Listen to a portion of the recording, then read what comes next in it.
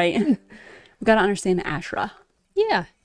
Asherah is the name of a pagan fertility goddess and the wooden cult object dedicated to her.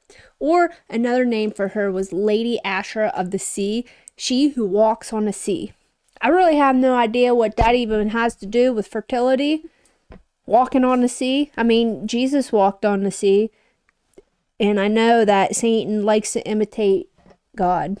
But this was way before that happened, so I don't know. But anyway, it's a fertility goddess.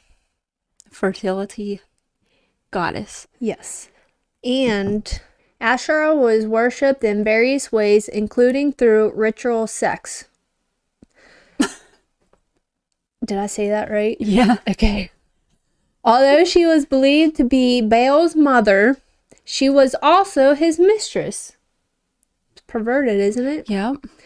Pagans practiced sympathetic magic, that is, they believed they could influence the gods' actions by performing the behavior they wished the gods to demonstrate. Believing the sexual union of Baal and Asherah produced fertility, their worshippers engaged in immoral sex to cause the gods to join together, ensuring good harvest. This practice became the basis for religious prostitution. 1 Kings 14:23-24. The priest or male member of the community represented Baal. The princess or female members of the community represented Asherah. In this way, God's incredible gift of sexuality was perverted to the most obscene public prostitution. No wonder God's anger burned against his people and their leaders. You got anything to add to that? Well, yeah, a little bit. A little bit? Yeah, it had to do with 1 Kings 16:33, which was one of the first texts we read. It said that Ahab made an Asherah. In some translations of the Bible, it says made a grove. And it said that after, so it went in this progression. Ahab, it was a trivial thing for him to walk in the sins of Jeroboam, which we talked about in the last podcast. Then after that, he married Jezebel. Then after he married her, he built a temple for Baal in the capital city of Israel. And then after that, he made a grove in Asherah. Now, just to be clear, a grove is, it's like a collection of trees.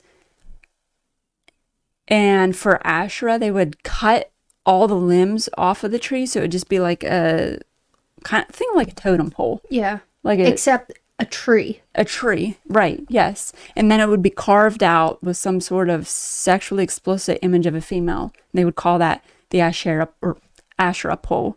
And those would generally be beside the Baal temple. Yes, that's what I wrote here. It's a grove for idol worship, sacred trees or poles that are set up near an altar. And I found 4 places in the Bible where that is strictly prohibited. In Exodus 34:13, it says, "You shall cut down their groves." This is when the Israelites were coming into the promised land. One of their commandments was cut them down. Cut those down. Deuteronomy 16:21. "Thou shalt not plant thee a grove of any trees near unto the altar of the Lord thy God, which thou make thee." So even then, God was serious. When you see that stuff, get rid of it, get it out of there. It's gross, wicked, immoral stuff. Yeah. Yeah, because it has to deal with sex and witchcraft also, too, because they're trying to make these two have sexual relations to get fertile for their fertile harvest. That's really weird. Yeah. And gross. So to be clear, I wrote down, check your influence on others, right? If all of us have a position of influence on someone else, you know, whether you are an influencer and you have a lot of followers on social media, or if you just go to your work every day and there's a couple coworkers that you're around, you're influencing them. So what are you influencing them to do? Are you influencing them to any manner of sexual sin, including sex outside of marriage? You know, do you encourage people to try it out? Go live together before you're married. Oh, I hate that. I gotta know what it's like before I'm married. Oh, I heard that. Listen, I used to be an engineer, and so I would go into the office every day, and this what people just talked about this like it was the norm. I remember one guy started dating this girl, and we were asking like, "Oh, how's it going with your girlfriend or whatever?" And he said, "Oh, we're gonna move in together." And I said, "Why?" And he said, "Well, I really like her. I think she could be the one, but I gotta test it out first." Test her out as a wife? Like live together and act like you're married, but not be married. And if you don't like it, then you're not gonna marry her. We all have faults. If you don't like one thing, you're just gonna throw her out, or I don't know. Fun fact: you're not gonna like a lot of things about her, and she's not gonna like a lot of things about you. Right? There's no two people that are compatible. 100% compatible. You'll never. I love how people would say, "Oh, we were just incompatible."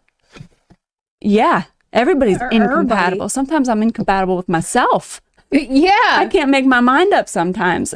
Yeah. But the idea of marriage is self-sacrifice. Mm-hmm. It's about making a commitment that whether you like or don't like what's going on right now, you lay your selfish wants and desires to the side and you work for the better of someone else, for the good of the marriage rather than the good of yourself. It's just so, I don't know what I want to say, but like right now in America's, yourself is number one. And it's backwards. Yes. Everything's backwards. That's one thing for the culture, because that is definitely 100% the culture we're living in, where that's normal. Yeah. But it's a sin in God's eyes, and where the church is. They're being persuaded to that. They turn a blind eye. They treat it as a trivial thing. They have couples coming in every week to their church, and they're not married. And I get it. Like some of you are not married and living together, and maybe you didn't know that was wrong, but you're hearing it now, and there's time to repent, and you can be forgiven for all that. You can make a change. Yeah. But this is for the churches out there, the people in Christian leadership. Mm-hmm. Are you tolerating that? Yeah. Well, even gays too. Yeah. Yep. That's sexual immorality. That is definitely, yeah. Homosexuality and transgenderism. Yes. That is all considered sexually immoral. Let me just be clear that for those people that are in those situations, we love on them because they are made in the image of God, and we will share the same story with them that Jesus died on the cross to forgive you from that, and you can be rescued from that, and there is forgiveness available for you. Mm-hmm. But we will say it on this podcast at least, it is a sin. Homosexuality is a sin. Transgenderism is a sin. Mm-hmm. Yes. Agreed. 1,000 times, trillions %. I also wrote Tinder and hookup apps.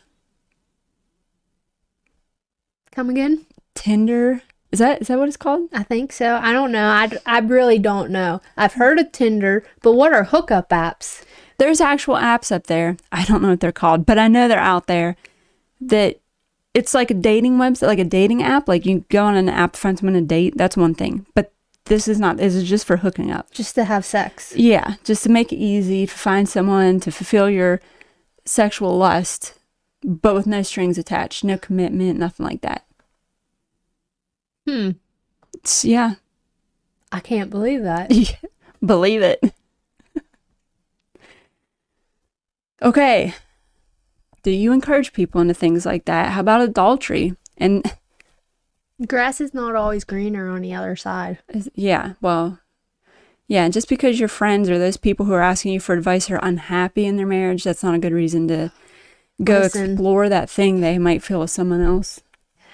When I worked at UPS, I first got married. I was in the transition of being married, I guess you would say, while working there. And I had this one friend, and she was like a secular friend, like she wasn't saved. Okay. What's that called? Not saved friend? Not saved friend.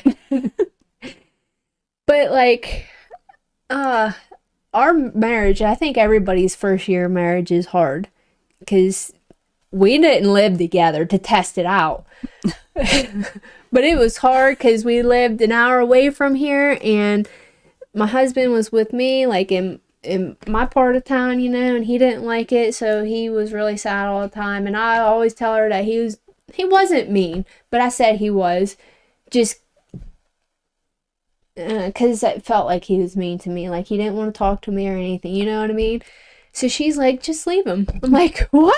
Wait, you guys were married? We were married. Okay. And she's like, just leave him. Oh, you're not happy? Just leave him? Yeah. And you were only married for 1 year? Well, it wasn't a year. Oh. Yeah. Oh, no one's happy. Within the 6 months. Oh, wow. Yeah. And if I would have followed her advice, I'd have been divorced by now. And I'd have missed out on what kind of marriage God wanted me to have. Just by listening to somebody like that. I have a really bad story to tell. Oh, story time. Okay, I got saved when I was 22. Okay. So before I was 22, I wasn't saved. No. So I know how that goes. I want to clarify that, because what I'm going to say is really bad and I feel awful for it, but I wasn't saved yet. And so I was living just like the whole world. These things that I'm saying don't do, I did. This was, I didn't do all this actually. But I didn't see a problem with this stuff, like that was normal to me. Mm-hmm. That was, okay, whatever. Okay. Anyway, I had a friend who was in this very serious relationship with a boyfriend. Well, and we were graduating college, so it was super serious. Like they could get married. I wasn't saved. I just want to repeat that. But she was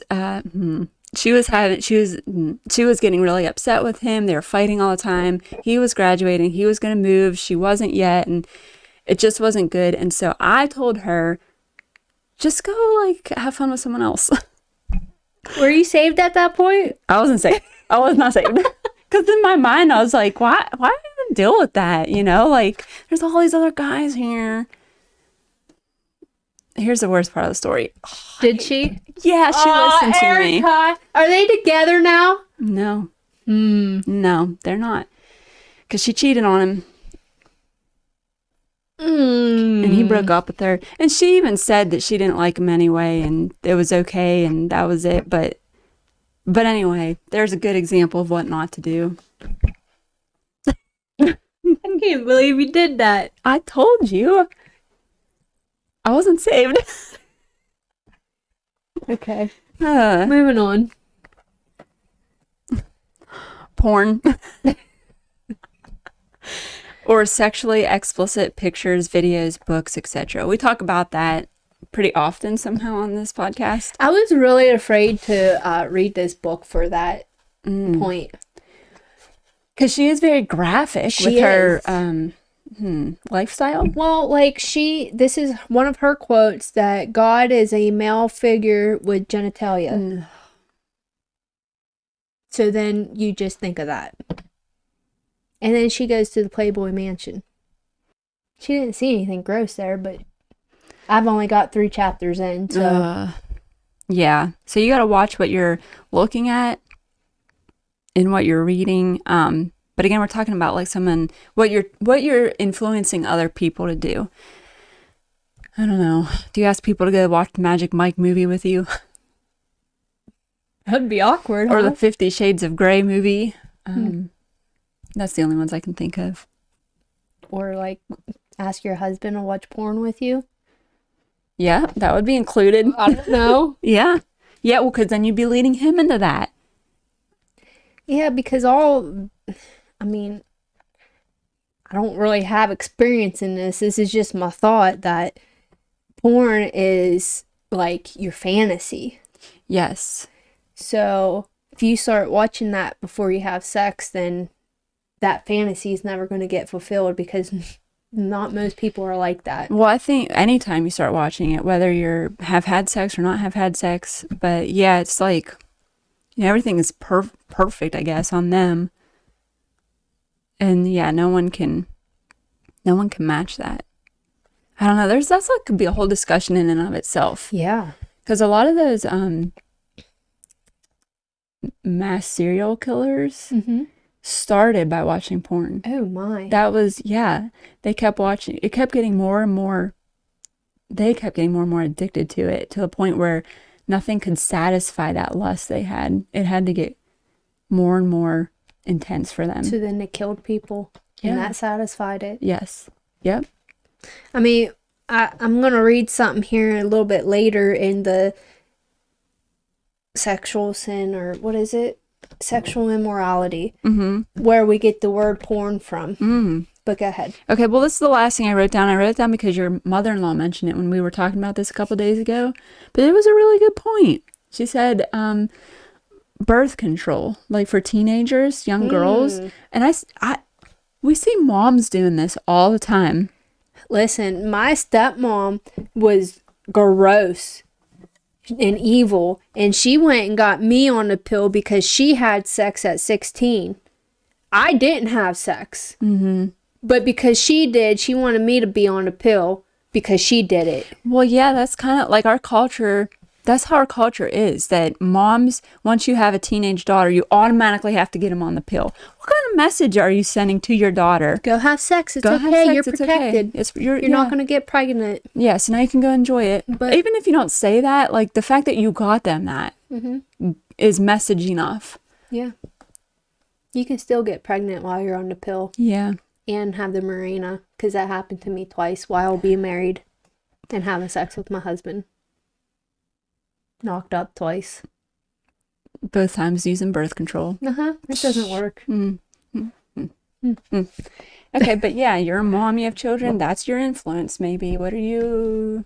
Your kids? Your biggest influencers of all. Listen, remember when we did that podcast on that book, Pastrix? Yes.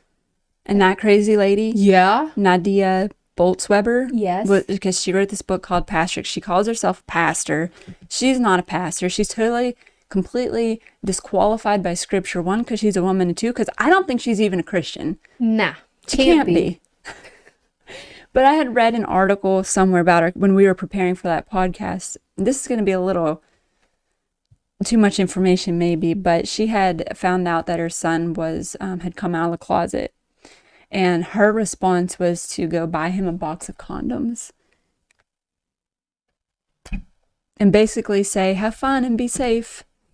I need that one meme or something, GIF that goes. Yeah. So anyway, these were just some examples here, but all of that is sexually immoral. God hates it. This is wicked stuff. And it's stuff we see in our culture as if it's normal, as if it's no big deal. And that's one thing. But as Christians, us women, we have influence. We have influence on someone in our lives. Let's not encourage them to do any of these things that we talked about, but let's encourage the people in our lives to pursue sexual purity. Yes. To understand that women are beautiful and uniquely made and fearfully made by God, and that she is worthy of someone committing to her and treating her like that. We did a podcast a long time ago, and I forget what it was about, but you had mentioned that the first time having sex, it's like a blood covenant. Yes. Will you explain that again? Sure, I'd love to. Because why do you save yourself for marriage? Why? For this reason. I don't know exactly, but for this reason. Exactly. Well, you got to go back to what is marriage. Marriage is an institution that was created by God. He created it so he can define how it's supposed to work. And there's a reason, which he tells us about in Ephesians, why he made marriage the way it is between one man and one woman. That wasn't like, spontaneous thought he had one day that he's going to make it like that. No, but it's because it reflects the gospel. It reflects Jesus Christ with his people. Marriage is a symbol of our relationship to Jesus, with the man as the head of the marriage reflecting Jesus, and the bride coming underneath, respecting and submitting to her husband because she reflects the bride of Christ, which is the church, which is his people. And so anytime you have a covenant, it's sealed with blood. I love that. Yeah. Because Jesus bled on the cross, right? Even though it's like gross, it's blood. Yeah. So it doesn't matter what it is. Yeah. But it's still beautiful at the same time. It is. So the first time that a woman has sex, there's blood. And that is the sealing of the covenant between man and woman. Yeah. They're united now till death do they part. Right. So yeah, and then even when we're all caught up in heaven, in Revelation it says we're gonna have the marriage feast with the Lamb, the bride. That's us. The church will finally be in heaven with Jesus to reconcile that relationship, to have that marriage with Him finally. It's yeah. The idea of marriage is way beyond us. It reflects the most beautiful picture of Jesus and His people that we could ever fathom. Yeah. So that's why to take that, sex is a gift from God between husband and wife, to take that and just pervert it into any one of these things that we talked about, it's so sickening, it's vile, it's wicked, it's disgusting. That's so like Satan, though, to get you as far away from God as possible. And this is exactly how you're going to do it. So yeah, if we go back to Jezebel, she was the woman who introduced this to people. She brought it into Israel. She kicked God out and threw Asherah and Baal in there. And that's also why, you got to look at this from a higher level too. It wasn't just the sexual sin and the adultery, but it was the idolatry about, the Bible refers to idolatry as adultery. People who are turning their back on God is similar to committing adultery on Him, like with somebody else, putting another God in front of them. And so that's what she did. She gave these people other gods, and that's why she's accused of idolatry and the witchcraft that goes with it. Did she